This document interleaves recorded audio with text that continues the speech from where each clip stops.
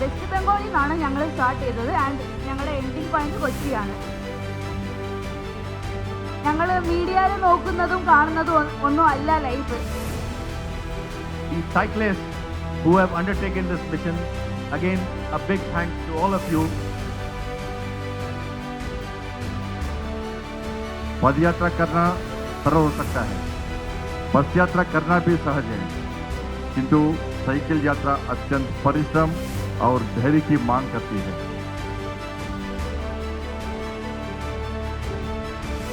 यह यात्रा केवल एक भौतिक यात्रा नहीं, बल्कि समर्पण, साहस और जनसेवा की भावना का सशक्त संदेश है.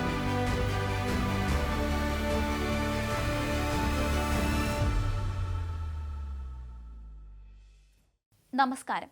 ഇന്ത്യയുടെ കിഴക്കൻ പടിഞ്ഞാറൻ തീരങ്ങളെ കോർത്തിണക്കി CISF സംഘടിപ്പിച്ച വന്ദേമാതരം കോസ്റ്റൽ സൈക്ലോത്തോൺ 2026 കൊച്ചിയിൽ ഉജ്ജ്വല സമാപനം.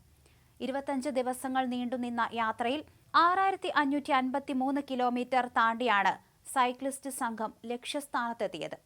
സുരക്ഷിത തീരം സമൃദ്ധ ഭാരതം എന്ന സന്ദേശമുയർത്തി നടന്ന ചടങ്ങിൽ സിനിമ, കായിക രംഗത്തെ പ്രമുഖരും കേന്ദ്രമന്ത്രിമാരും പങ്കെടുത്തു.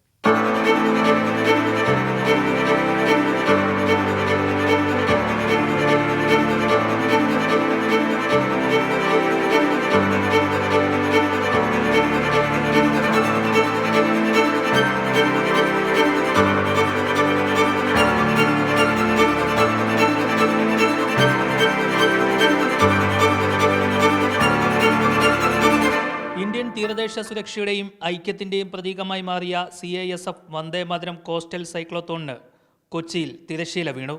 ഗുജറാത്തിലെ ലഖ്പത് കോട്ടയിൽ നിന്ന് ആരംഭിച്ച് പശ്ചിമ ബംഗാളിലെ ബഖാലി വഴി കടന്നുപോയ ഈ യാത്ര രാജ്യത്തിൻ്റെ 9 സംസ്ഥാനങ്ങളിലെയും 2 കേന്ദ്രഭരണ പ്രദേശങ്ങളിലെയും തീരദേശ ജീവിതങ്ങളെ തൊട്ടറിഞ്ഞാണ് കൊച്ചിയിലെത്തിയത്.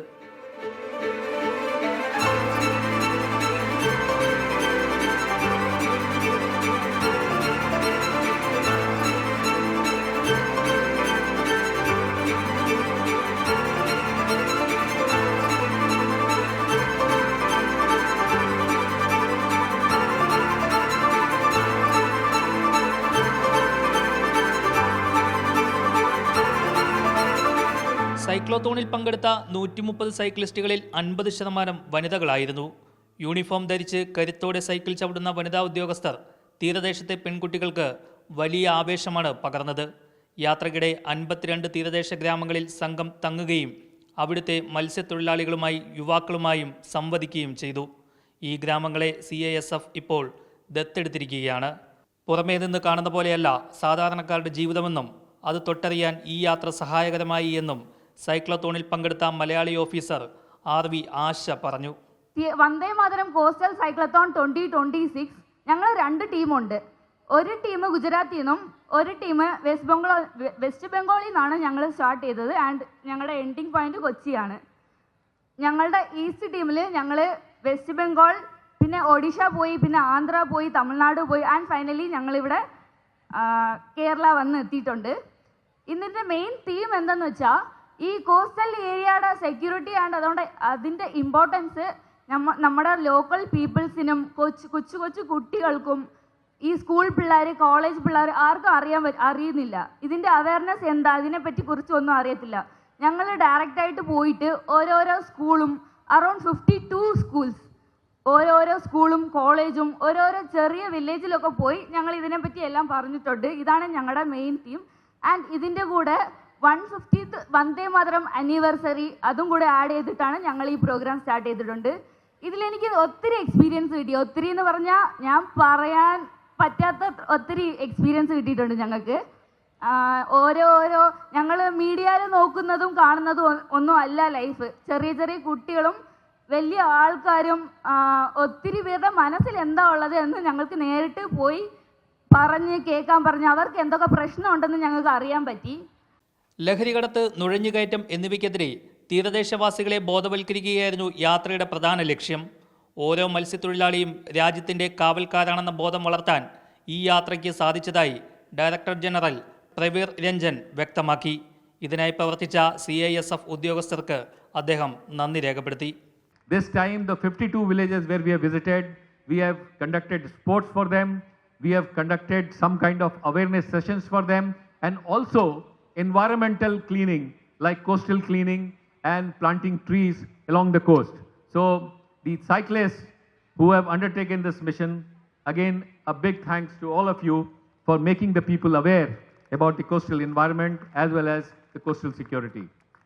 സൈക്ലോത്തോണിലെ 130 സൈക്കിൾ യാത്രക്കാരിൽ 50% സ്ത്രീകളായിരുന്നു.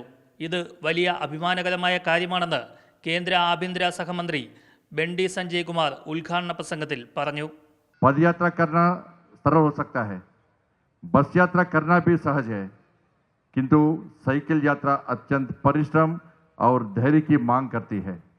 अनेक कठिनाइयों और बाधाओं का सामना करते हुए आपने गम्य तक पहुंचना वास्तव में प्रेरणादायक और अत्यंत सराहनीय उपलब्धि है. यह यात्रा केवल एक भौतिक यात्रा नहीं, बल्कि समर्पण, साहस और जनसेवा की भावना का सशक्त संदेश है. यह भव्य साइक्लोथॉन केवल शारीरिक क्षमता का प्रदर्शन नहीं, बल्कि महिला सशक्तिकरण का एक शक्तिशाली प्रतीक है, क्योंकि सीएसएफ के 130 साइकिल चालक में से 65 साइकिलिस्ट यानी 50% हमारी साहसी महिलाएं हैं. CISF inspector general Jose Mohan IPS, സിനിമാ താരങ്ങളായ ജയസൂര്യ, മേജർ രവി, വിജയ് ബാബു, പ്രയാഗ മാർട്ടിൻ, മാനസ രാധാകൃഷ്ണൻ, കായിക താരം IM വിജയൻ തുടങ്ങിയവരും ചടങ്ങിൽ പങ്കെടുത്തു. ഭാരതത്തിൻ്റെ തീരങ്ങൾ ഇനി വെറും അതിർത്തികളല്ല, മറിച്ച് ജനപങ്കാളിത്തത്തോടെയുള്ള സുരക്ഷാ കോട്ടകളാണെന്ന പ്രഖ്യാപനവുമായാണ് സൈക്ലിസ്റ്റുകൾ മടങ്ങുന്നത്. കൊച്ചിയിൽ നിന്നും R. പിയൂഷ്, മറുനാടൻ മലയാളി.